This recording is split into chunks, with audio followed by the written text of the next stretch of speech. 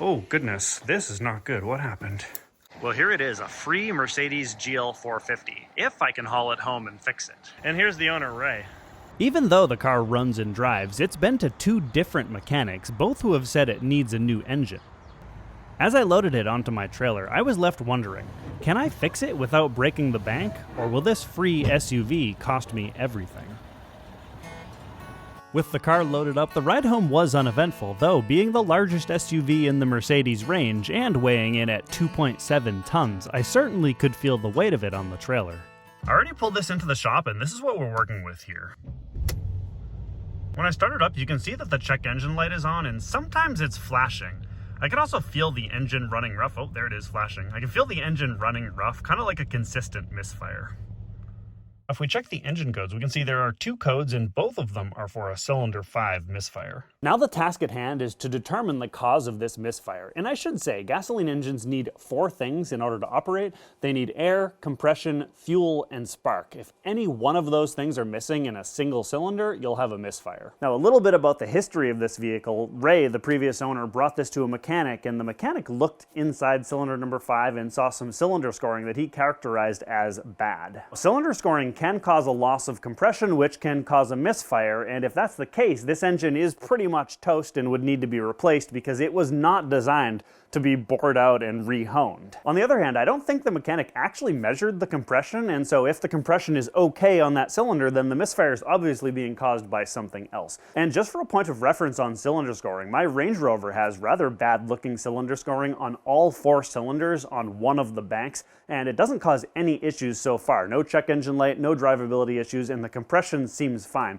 And so basically, cylinder scoring, while it is a bad thing, it's not necessarily the end of the world. One other thing to note about this M278 engine is that it has a known issue where oil leaks out of the camshaft adjuster solenoids, seeps up through the wiring harness into the engine ECU, which can cause the ECU to fail. And the mechanic that the previous owner brought this to did notice oil in the ECU. This is something that I'll keep in the back of my mind as I'm looking for issues that could be causing this misfire. Okay, so it's time to do a compression test, and on a Mercedes, the easiest way is to let the computer do it for you.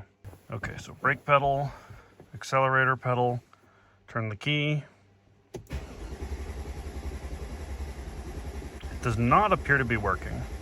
Well, I've tried 2 different diagnostic tools, and both of them are failing to do this compression test, so it suggests that there may be something wrong with the car rather than the tools themselves, and perhaps something wrong with the car's ECU. So I guess the next step here is to test the compression the old-fashioned way. But first, I have to gain access to the cylinder 5 spark plug hole by removing, well, the spark plug, the ignition coil, and everything else that's in the way. I got the spark plug out of cylinder number 5, which is the one on the front here on the driver's side, and now we're going to use my scope to take a look inside the cylinder and see what we're dealing with. In we go. Right away, we can see some substantial scarring on the cylinder wall. Let's try to get a closer look. Switching to the side camera provides a different view. In contrast, you can see the detail of the crosshatch on the undamaged part of the cylinder wall.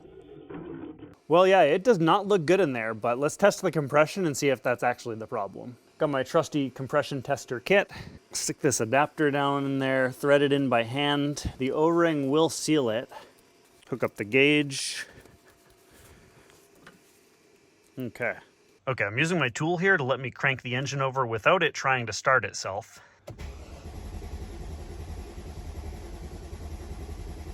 Look at that! It got up to over 200 PSI of compression, and the manual says that the minimum is 145 PSI, so the compression in this cylinder is totally fine. Well, that's really good news. It seems like that scoring hasn't had any substantial effect on the compression in this cylinder. I've heard that cylinder scoring is common on these engines, so let's take a look inside cylinder number 6 just to see what we find. Yep, cylinder 6 also has scoring that looks similarly bad. As I reassemble this, I'm doing you could call it my due diligence here, and I'm swapping the spark plugs and ignition coils from cylinders 5 and 6, just so that when I reassemble this, we'll see if the misfire moves to cylinder 6, and if it does, we know that it's one of those 2 things. I think that's really unlikely though, because a professional mechanic looked at this, and those things are very obvious candidates to check, so he must have checked those, right? Well, I got the engine all buttoned up, so let's start this up and see if the misfire stays on cylinder 5 or moves to cylinder 6.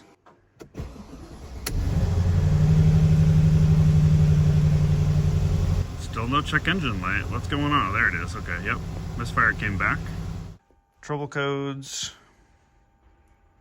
And it's still on cylinder number 5. Okay, that's what I expected. So now we know the compression is good, and we also know the spark plug and the ignition coil are good. However, we don't actually know for sure if the cylinder is getting spark. And to figure that out, we can use this spark tester kit. This thing is pretty foolproof and easy to use. This is basically a light bulb that goes in between the ignition coil and the spark plug, and if the light bulb flashes while the engine's running, I know it's getting spark. If it doesn't, then it's not. It's as simple as that. This should fit all the way down there into the spark plug. So this goes in the ignition coil. Okay, I'm gonna start the engine and we'll see if this flashes. It was hard to get the camera to pick up the flash correctly, but it was flashing as expected. Now we know for sure that this cylinder has good compression, it has spark, air is extremely unlikely to be the issue, so next we're gonna look at fuel. And fuel could either be a bad fuel injector, or it could be bad wiring or circuitry that activates the injector, potentially all the way up to and including the ECU. So our task at hand is to sort of narrow that down. Well, take a look at what I just found. This is the electrical connector going to the injector for cylinder number 5. And look at that. You can see one of them is cut and you can see the bare copper wire. And then the other wire, you can see that something's wrong with it. So I wonder if this is the issue preventing this injector from working. I've got the multimeter out and I'm going to check the wiring harness to see if it's okay. And so I've got a probe going into the injector connector. That's pin 2 there. And then over here, I've disconnected the main electrical connector going into the engine ECU, and I've got to plug it into pin 25 on this connector. And you can see there, it does list the numbers of the pins. If this beeps, it means the wire is good. Yep, so that wire is good. And now over here, I'll switch this to pin 1. Pin 1 goes to pin 52.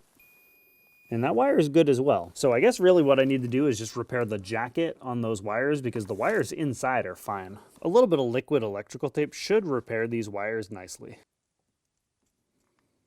Okay, I like that. Now to determine if the problem is the injector or the ECU, I've broken out my oscilloscope and I have over here each of the wires going to the injector probed, so we should be able to see what's going on here. So I have to admit, I haven't used one of these since I was in college, so I'm a little bit rusty with it, but that waveform is not what this is supposed to look like, and so I think it suggests there's something wrong with the ECU. Let me show you what I think this should look like. One of the lines should be a fairly constant 12 volts straight across. The other line, which I'll draw underneath, should be at 12 volts, but then drop to near zero once the injector activates. When the injector is turned off, there should be a voltage spike, which returns to 12 volts after a short time. Clearly, this is not what we're seeing. So I'm not 100% confident on this diagnosis of a bad ECU, and because I already have an injector here, I might as well go ahead and throw this in, and that way it may fix the issue, and I can also feel fairly confident that the injector is good. Plus, it's gonna be a while before the new ECU that I ordered comes in, and technically it's actually a Mercedes dealer-only procedure getting a new ECU for your car, and so I'm bypassing the dealer here, and I don't know if it's gonna be a very smooth process. So if this fixes the issue, then great.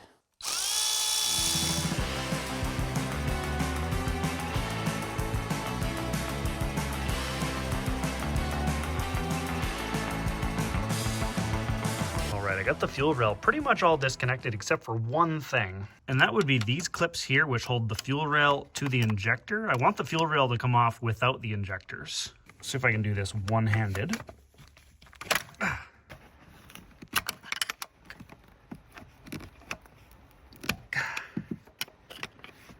All right, got it. Oh yeah.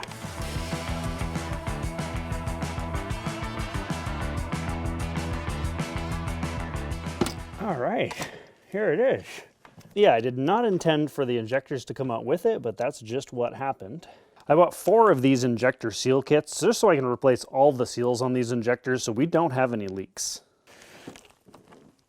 Oh, wow, that is really difficult to get out.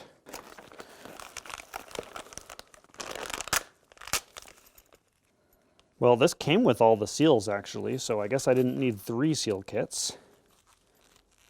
Goes in here. Oh yeah, the clip. I don't know if it's required on this vehicle, but I know on the diesel engines, the injectors have a calibration number on it, and you need to enter that into the ECU so that it's calibrated to how the injector works properly. So I'm just taking a note of this, a unique number here. There we go.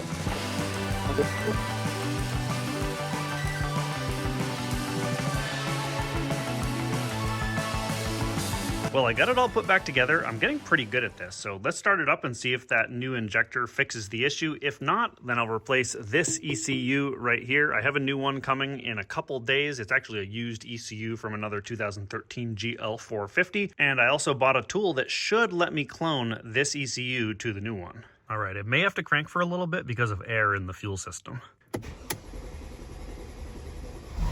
There it is. Is it misfiring though? I mean, the check engine light's not flashing. It's hard to tell from how it feels. Oh, ignore that squeak. That's just from a little bit of coolant that, oh, that actually does not look good. Oh goodness, this is not good. What happened? That smells like smoke. Kind of looks like it's coming from the alternator pulley. Is the alternator seized? What's going on here? Okay, so I checked the alternator pulley in there and it is not seized. The thing is, this coolant hose right here is the one that broke and it spilled coolant all over the belt, so I think it just got wet and slippery and caused it to spin without gripping. If I start it again, hopefully that won't happen again.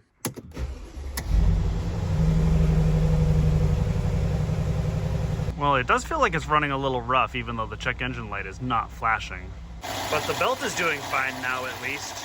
Well, it's the next day, and I was having a hard time clearing the engine codes yesterday, so I let this thing sit with the battery disconnected overnight. I was able to clear the codes, and this thing's been idling for a while now with no check engine light and no misfire, so maybe this issue's fixed. I picked up a new set of wheels for this car. These are off a 2010 GL450, and look at those. I like the look of those wheels. And to go with them, a set of Blizzaks. Look at the tread on these snow tires. These are going to be really good in the snow.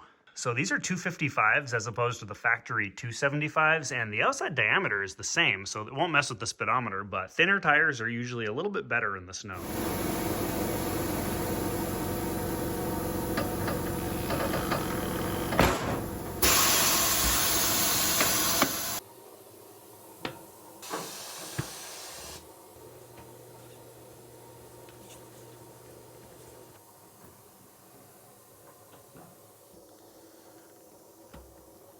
Oh,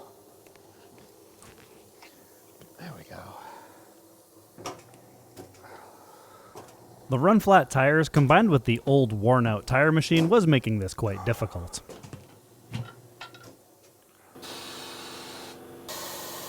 This is where run flats are very difficult to deal with. The sidewalls are just so stiff. Get in there. All right, got it.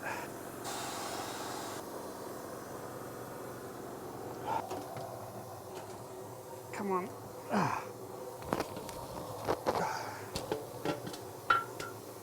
There it is.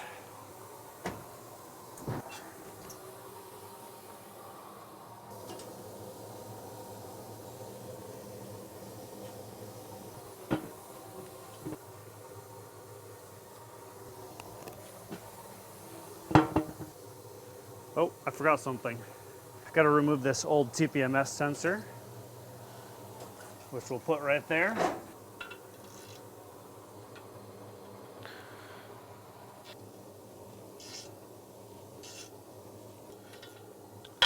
Oops.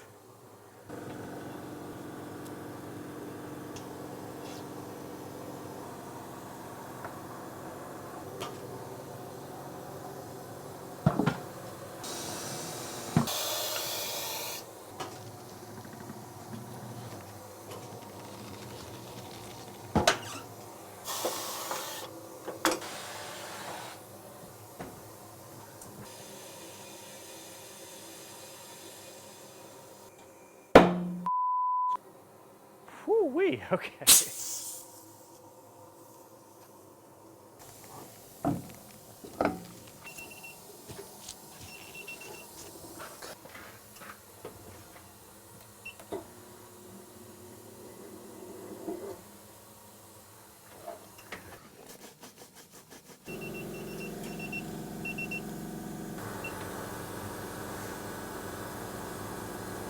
Zero, zero. All right.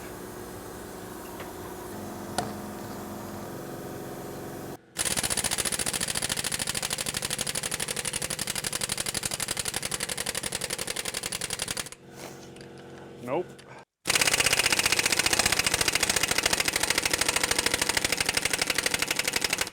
I'm using a 3/4 inch impact on these and they won't come off. Okay, we'll try the good old-fashioned breaker bar with a pipe. Oh! Ho ho ho!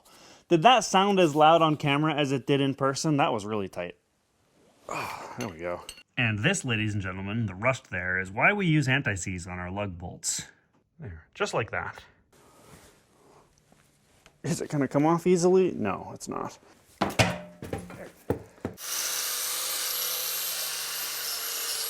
Anti-seize on this so it comes off next time.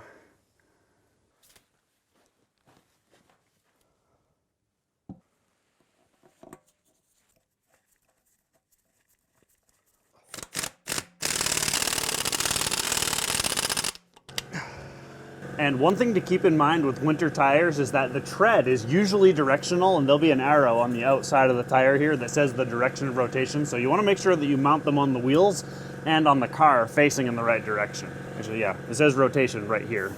This thing needs an oil change next. It doesn't have a lot of miles on it, but it does have a lot of time on it. Also, it could be diluted by fuel or something. Really, when in doubt, change the oil.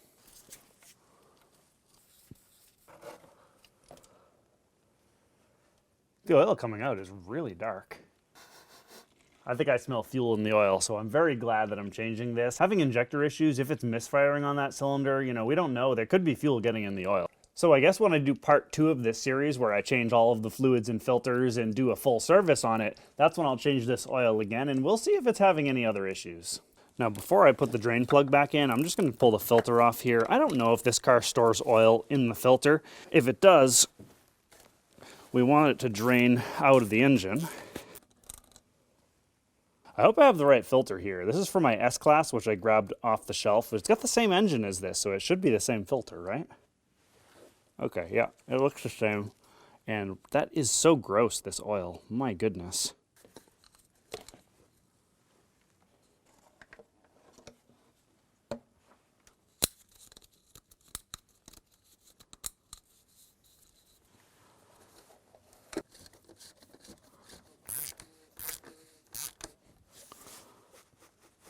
Okay, that should be good. Not too tight.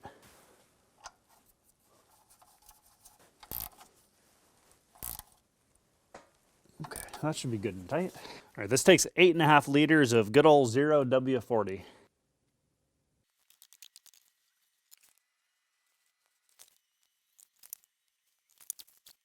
Okay, let's start her up and see how she runs. The check engine light is back on, by the way, although it hasn't been flashing. I guess this will be the dipstick back here. The oil level is really low. I ended up adding a total of 10 liters to get it to the right level.